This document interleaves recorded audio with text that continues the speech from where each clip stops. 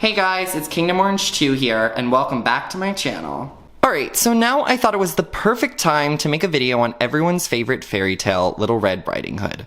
The story is pretty short, but I'm gonna quickly recap it to give all of you guys a refresher.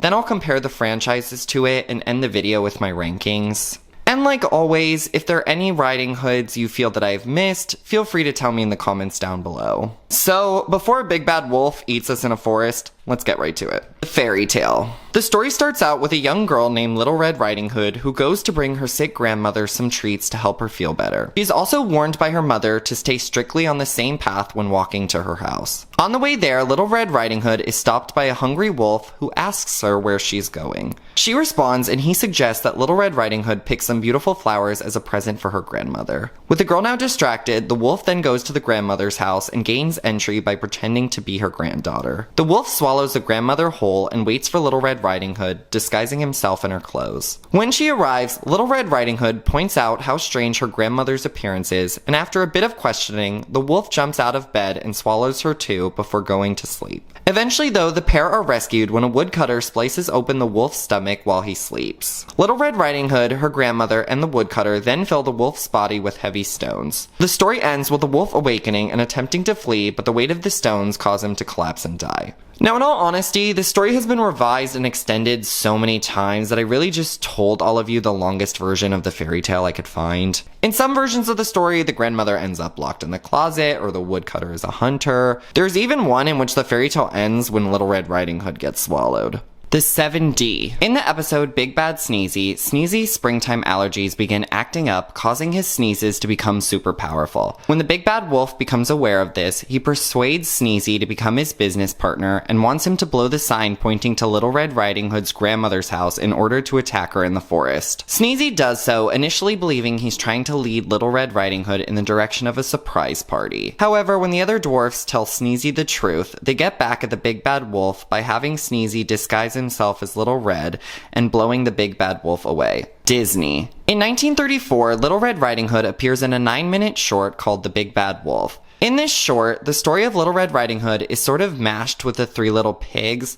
with instead of Little Red Riding Hood and her grandmother being rescued by a woodcutter, they are both saved by Practical Pig, who became aware of the danger after his two other brothers encountered the wolf in the forest. And like always, Disney sanitizes the fairy tale by having it end with Practical Pig placing hot coals and popcorn in the wolf's pants, which explode as he runs away from grandmother's house. Honestly, this special is really cute, and I will applaud the writers at Disney for creatively mixing the two stories together. Ever After High. While Little Red Riding Hood does appear in the Ever After High franchise, the quote-unquote role of Little Red Riding Hood goes to her daughter Cerise Hood. Cerise is a quiet, shy, and awkward student that has a massive secret. In this universe, Little Red Riding Hood and the Big Bad Wolf fell in love, and Cerise uses her hood to hide her wolf ears. Since she is part wolf, sometimes her wolf-like tendencies will accidentally slip up, which usually her fellow classmates will just laugh off as strange behavior. Now, two students, Raven and Kitty, actually know her secret, with the latter planning to expose her to the rest of the school. Fortunately though, Raven places a hex on Kitty and she abandons the plan entirely. Now later on in this series, we meet her twin sister, Ramona Badwolf, but the two of them pretend to not be related to one another. Anyways, I always found this story to be a bit odd because not only do Ramona and Cerise look almost identical to each other, but one time Cerise exposed her wolf ears to a bunch of people at a party, and even though they tried to laugh it off as a neat trick, I'm really shocked that nobody seemed to put two and two together. Then again, this is a kid's cartoon, so I'll just let that one slide for now. Fairytale Police Department. In this episode of Fairytale Police Department, Christine and Johnny accidentally take Little Red Riding Hood down to the police station, not realizing that she is an important character from a fairy tale. When they find out the truth, they unsuccessfully try to convince the young girl to leave, but she refuses, so the detectives try various ways to set the fairy tale back on track. Eventually though, everything falls into place. The wolf gets into the bed disguised as the grandma, Little Red Riding Hood arrives at the house looking for Johnny, and Granny is alive in her wolf-protected safe.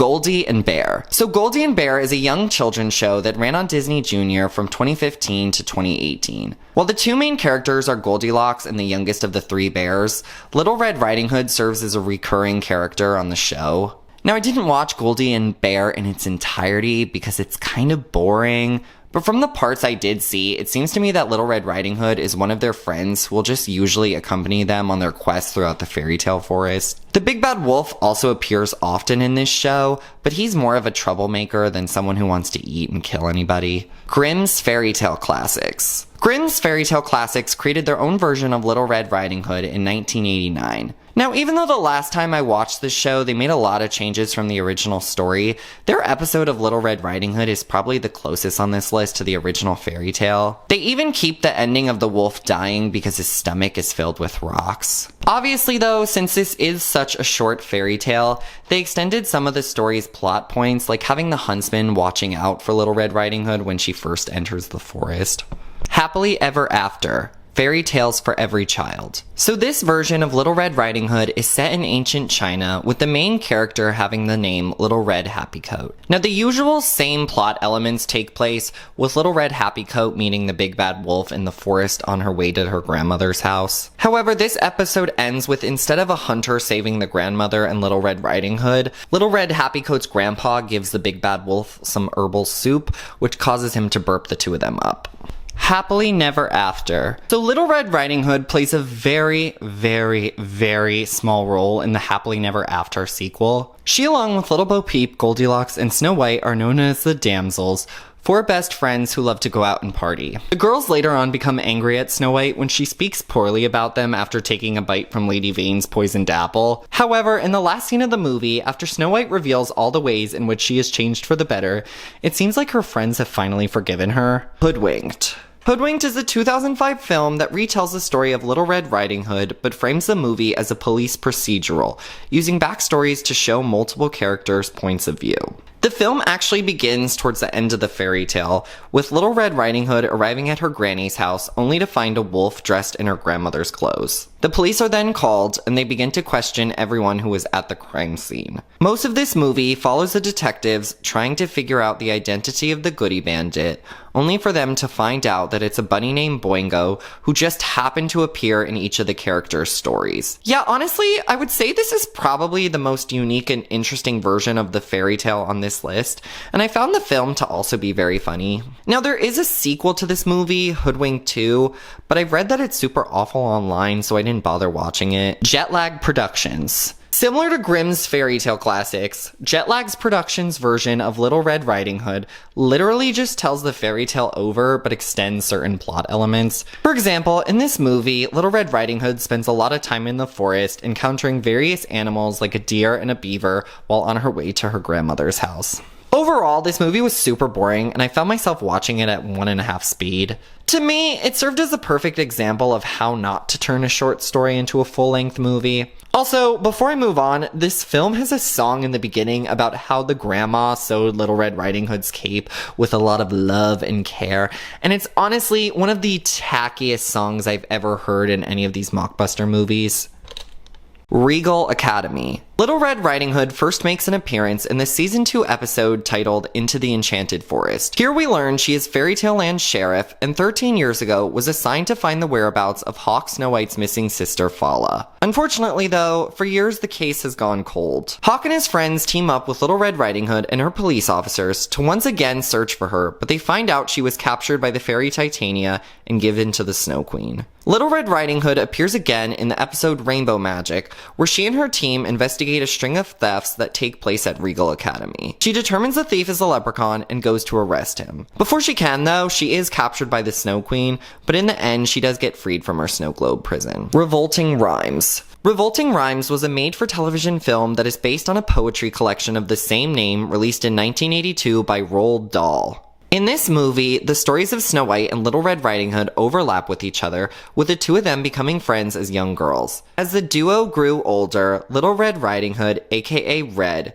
begins running her own flower stall and keeps her saving in one of the Three Little Pigs' bank. One day, the girls are out playing in the field when Snow White is kidnapped by the huntsman, who drops his pistol in the process. Red picks up the gun and goes to her grandmother's house, where she shoots a wolf disguised as her grandmother dead. As Snow White is out with the 7 dwarfs, Red basically shoots another wolf and then kills the pig who runs the bank after she finds out he embezzled all of her savings. Eventually though, Snow White and Red are reunited at a bus stop, and they go to live together along with Red's 2 kids. Now the movie somewhat heavily implies that the 2 of them are lovers, but I never found an official statement if that was the case. I guess they'll just go down in history as roommates, if you know what I mean. Shrek.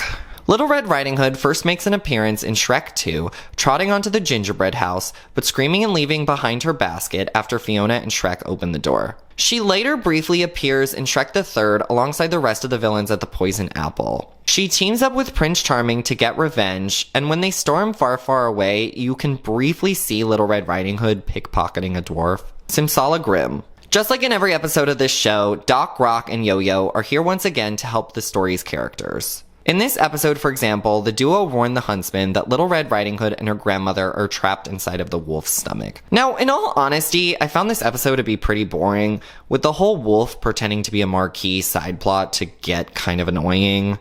I will say though, I did like how the wolf had a tick in his fur that sort of guided him what to do, kind of like an evil Jiminy Cricket. The Triplets. In this episode, the 3 triplets see a letter left behind by Little Red Riding Hood's mother and go to find her, hoping that she will bring the pot of honey to her grandmother's house. However, Little Red Riding Hood claims she is too busy to do so because she's getting interviewed for TV. The triplets go in her place and are eventually caught by the big bad wolf in a net trap, but are able to trick the wolf into setting them free and tie him in his own nets. Eventually, they make it to grandmother's house, where they are greeted by the bored witch disguised as grandma. The triplets, though, see through her tricks and launch a set of fireworks under her bed. Not wanting to get eaten by the big bad wolf, the episode ends with the bored witch transporting all of the kids and herself back home. Okay, so the last one on this list is Wolves, Witches, and Giants. You know, I expected this episode to be really creative and interesting because not only is this fairy tale on the cover art, but the wolf is one of the 3 main characters of the show. But instead, it's just a simple retelling of Little Red Riding Hood, which I honestly can't hate them for because this fairy tale is already super short. I guess the ending is a bit different though, with the wolf only getting a couple of cuts and bruises from the huntsman,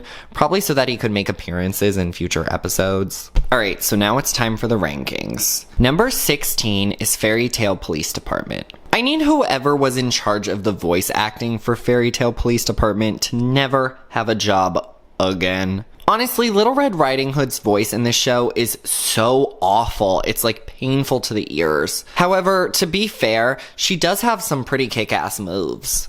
Number 15 is Shrek. I mean, she's barely in the Shrek films, so it's pretty hard to rank her any higher. However, the idea of Little Red Riding Hood being a villain is a pretty interesting twist. Number 14 is Wolves, Witches, and Giants. I feel like the only reason I ever give for ranking this show's characters so low is that they're ugly, but honestly, can you blame me? Number 13 is Happily Never After. I love Snow White in this movie, but her friends kind of suck. Also, her design is ugly. Number 12 is the 7D.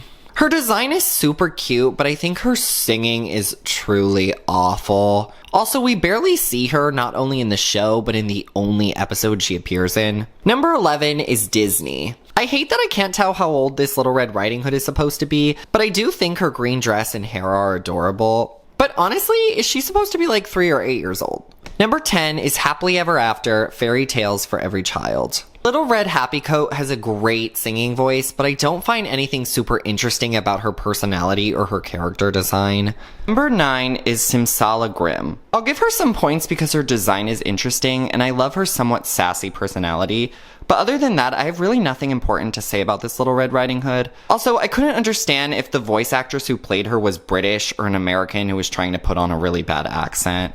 Number 8 is Grimm's Fairy Tale Classics. I'm really not into the whole chibi look they give Little Red Riding Hood in this episode. However, I did find her to be really funny, and I enjoyed the interaction she had with the big bad wolf in the forest. Number 7 is Jetlag Productions. As much as I hated this movie and thought it was really boring, I actually really like their version of Little Red Riding Hood. I can't 100% place my finger on it, but I think it's a combination of the great voice acting, her personality, and her fantastic character design. Number 6 is the Triplets. I love how this Little Red Riding Hood can't be bothered to go to her grandma's house because she's too famous and busy. Also, the fact that she scolds the wolf instead of being scared of him was pretty hilarious. Number 5 is Regal Academy. This Little Red Riding Hood reminds me of a grown woman who is trapped in a teenager's body, and I find that to be a bit odd. Also, I believe that she can be rather overbearing at times, but I do think the writers making her a police chief was an interesting plot angle. Number 4 is Revolting Rhymes. Now, usually I would take off points for having a bad character design,